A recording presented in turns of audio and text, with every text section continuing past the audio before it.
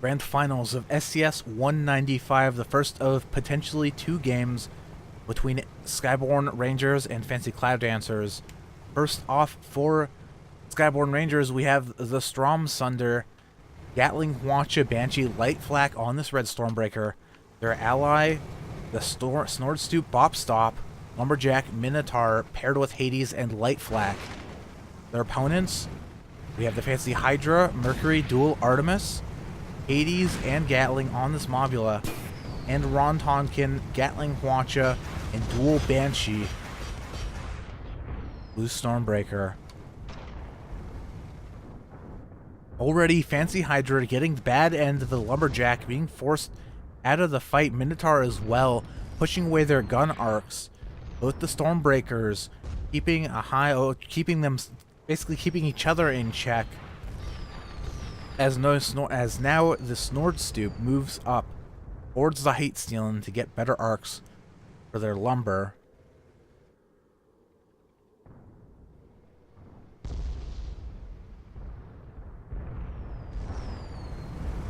Snordstoop now switching focus to the Ron Tonkin. I think in any sort of 1v1 engagement, the Red Judgment just has more firepower. They have more disruption capability. So a 1v1 fight between the Mobula and the Judgment will probably end in the Judgment's favor. So a lot of what's going to dictate this match, especially from FCD's perspective, is going to be the play of the ally Stormbreakers. How well they're able to keep each other in check, if they're able to find opportunities to move in for a dual focus with their long-range ally, which is what Strom Sunder is doing. Armor down on the Fancy Hydra, Light Flax coming in a little high, one hitting, but the armor is now rebuilt. And Light Flax from the Strom Sunder, Ron Tonkin opting for Dual Banshee instead. Strom Sunder going to have better kill capability with when paired with the long-range piercing of their ally. Ron Tonkin is not going to be able to provide as much long-range assistance. But with the Dual Banshees, they have slightly more balloon harassment, so that's kind of the trade. Skyborne Rangers don't really need it because they have the Lumberjack, which Blue Team does not have access to. And oh, Light Flax connecting, 30% permahull gone from the Fancy Hydra. You see the Light Flak. Having Light Flak is so valuable. It's just basically free damage. Especially in this sort of fight where neither Stormbreaker is really fully committing. They're both just kind of they're riding the terrain to push each other back, making sure nobody can get a true dual focus, but Strom Sunder can sneak those Light Flaks out. And here, Ron Tonkin, armor going to go down, balloon is down, Hwacha coming out, some Light Flaks, I imagine. No, a little bit late. Ron Tonkin ducks behind terrain, only a little bit of damage done. As now the Fancy Hydra rises back up to rejoin the fight. A lot of those Hades missing.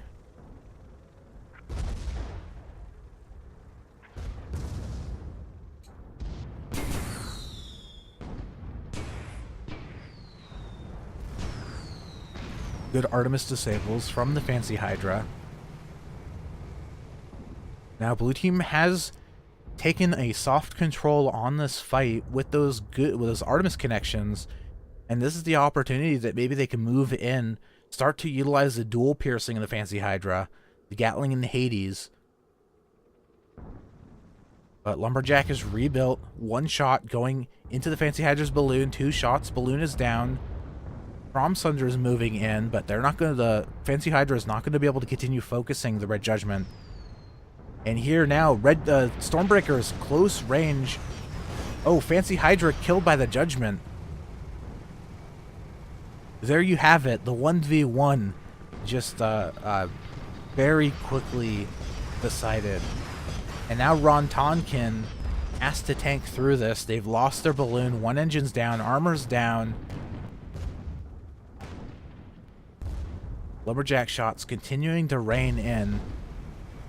Honestly, at this point, they might just want to give up the ships. The Stormbreaker already at 40% permahull, so it's not going to be particularly valuable in subsequent fights.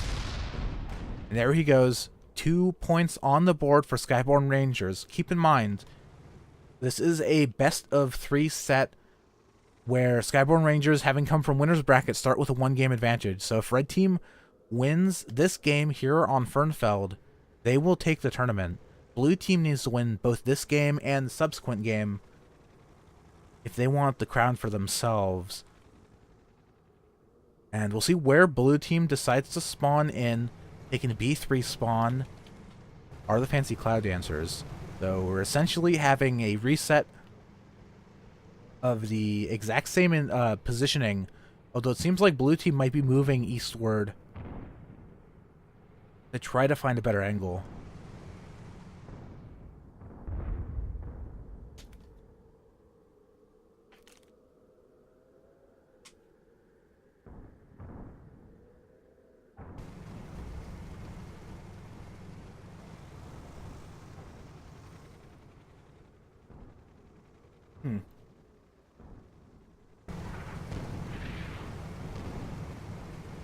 I do wonder what the plan is, because they certainly can't take any sort of open air fight versus the Lumberjack Minotaur. That's not going to work. And it seems like they might be making their stand here at the other side of the mountain range.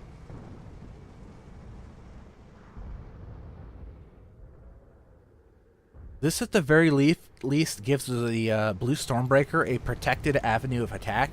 You see they've now split up with Ron Tonkin ducking behind the mountain, so he can safely engage. Blue team realizing they're not going to win in a straight-up long-range engagement, now deciding they're going to go for the pincer maneuver with Ron Tonkin moving in. Snord Stoop does not seem too worried about it. We've got some unarmed Hades going into the Ron Tonkin, and it seems like they're going to be going for the Stormbreaker now. Banshee's coming out. Watcha hitting the Ron Tonkin, doing a lot of damage. Oh, okay, goodbye. Goodbye, Blue Stormbreaker. Pincer maneuver plan. Let's check that one off the list. Did not work. I feel like maybe Ron Tonkin could have played that a little bit more aggressively. Given the Stromsunder's position so close to terrain, they maybe could have tried to smash them into the side of the mountain. Because obviously whatever the judgment was right there behind them, so whatever they wanted to do, they had to do much more quickly than what they did in reality. Because as soon as the Judgment's guns engage onto any ship, it's pretty much done. It's pretty much game over. And now Fancy Hydra, they're just totally open air. Ron Tonkin spawning on the other side of the map. They're gonna have to tank through this. How many people? We got one person on the hull. Now, is Ron Tonkin going to be able to make it there? They're doing an okay job dodging, using the up-down verticality to make some of those Hades shots miss. And here comes now Ron Tonkin hitting the back of the Snord Stoop. Watcha coming out. 2 engines are down. Balloon, 10 stacks of fire. Balloon on the Judgment's going to go down. Defensive Watcha from the Stromsunder, but not taking down any components. Armor on the Ron Tonkin's too low, though. Already down to 30% perma hull, and they've ducked too far. All the Watcha missing, not taking down any components on the Judgment, and they have to fully disengage lest they risk dying, moonshining away. They cannot allow that armor to go down. And it seems like they might lose their balloon as well. I'm not sure. They do have an extinguisher on board, so they at least got that out of control. Fancy Hydra's moved in as well. The Artemis, they're trying to keep the Judgment suppressed, but they just don't really have the kill capability. You see they get an armor break, but only about 20% permahull damage with the dual Artemis. Attempting a dual focus with Ron Tonkin, but as soon as that happens, Stromsunder switches focus, pushes the Blue Stormbreaker away. And they've got red team locked down. Another armor break on the Judgment. But particularly because the Ron Tonkin is so heavily damaged, they have to be really careful with how they pursue their targets. They have to be very careful about their positioning, because this would otherwise be a very favorable, as far as where they're located on the terrain, this would otherwise be very favorable for FCD. And now Fancy Hydra's lost their armor. Both red ships' armor's low as well. We could see some kills here. Stromsunder losing their balloon. Hwacha coming out. I think Ron Tonkin's going to lose their balloon as well. The Banshees just flying back and forth, stacking up the fire damage. Nobody's able to keep their verticality.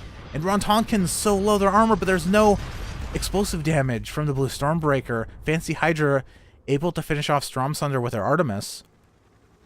I'm very surprised that the Ron Tonkin did not die. And now Snortstoop stuck here out in the open air, very low health.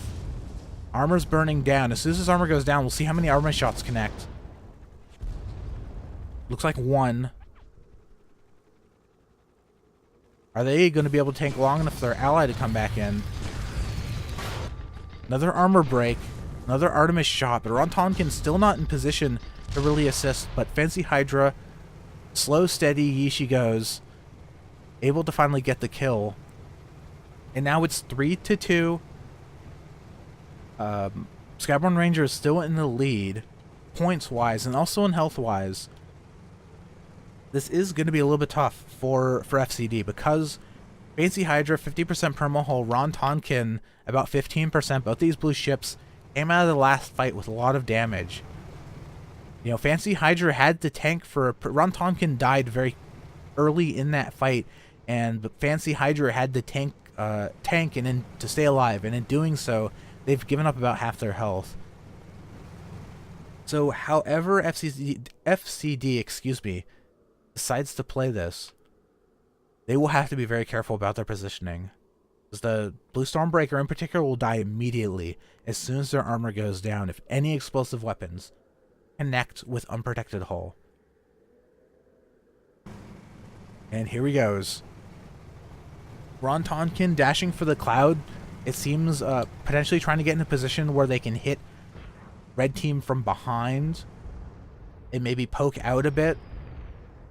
If the Ron Tonkin can get into a position where they are behind terrain or near terrain, they can kind of rotate around it, which is a pretty safe tactic. So when you're low on health, as I was just talking about, that's the kind of positioning you want, where you can poke out, do a little damage.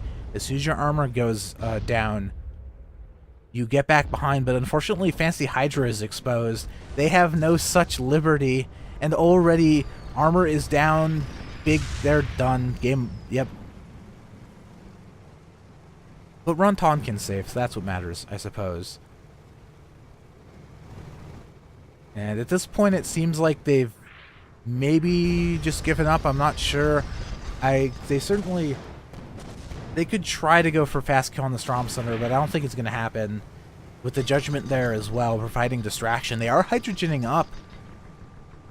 There's a possibility of really aggressive pushing from the Ron Tonkin. If they can keep their armor up, there's a potential that they can keep this engagement going for long enough for Fancy Hydra to re-engage. But they might lose their armor here. It's very low. They're moonshining forward. Fancy Hydra is going to be able to get the Mercury shots in pretty soon. Wow, Ron Tonkin somehow surviving that ballsy maneuver. Although they're now taking the focus of the Judgment, Fancy Hydra is going to have to start hooking those Artemis in. Okay, both the Minotaur and the Lumberjack and the Snortstoop are down. This is what blue team wants. They at least have a... Ron Tonkin's still very heavily damaged, but Fancy Hydra came back in with full health. So if they need a tank, they can at least... The Fancy Hydra can tank a little bit. Hwacha coming out. Judgment, very heavily disabled. Hades hooking in. Armor on the Judgment is low. Armor on the Ron Tonkin low as well. Does a big Minotaur hit, taking down 40% of armor in one shot. As now Fancy Hydra, they've switched positions here with Fancy Hydra taking the forward point, relieving a little bit of pressure from their ally. A little bit of wide Hwacha as well from the Ron Tonkin as the balloon on the Fancy Hydra goes down.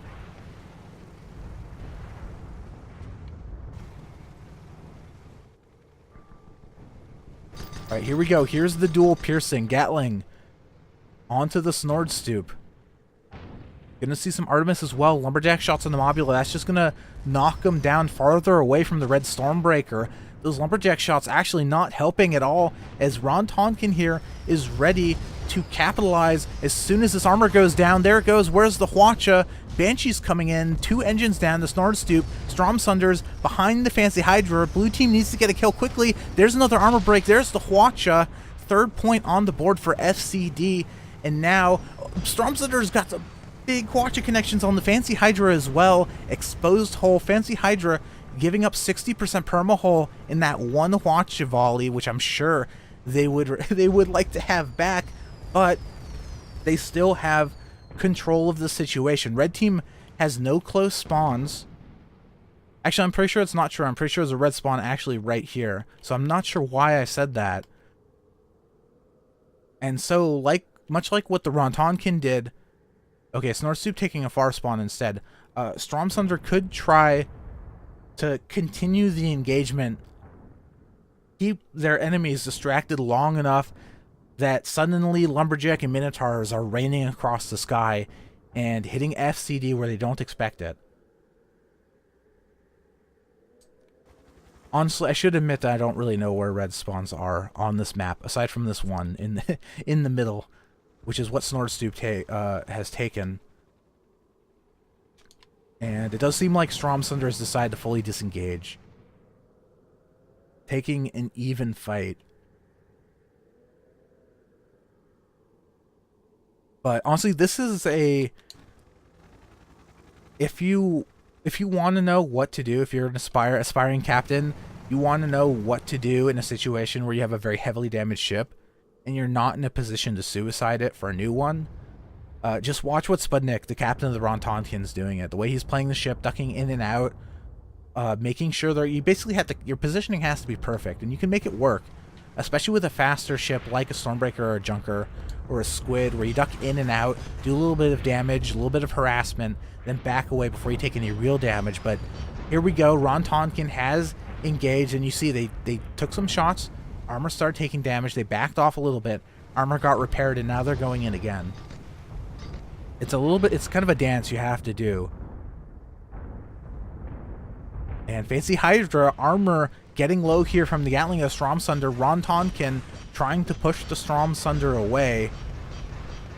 Fancy Hydras, their armor's down, their balloon is down, they're popping drogue shoot to try to stay in the air, and now Rontonkin, Lumberjack shot, taking him down. Rontonkin has to move forward to distract the Judgment so they don't kill their ally. Stromsunder is behind the Fancy Hydra. They have no armor, but they're too low. I don't think they can follow up with any of the explosive damage, but Snarlstoop is able to. One light flak shot, ending the match, ending the tournament, and that's 5-3 for Skyborne Rangers. They are your SCS 195 champions. Congratulations to them, Sunstrom, Delorum, and crew.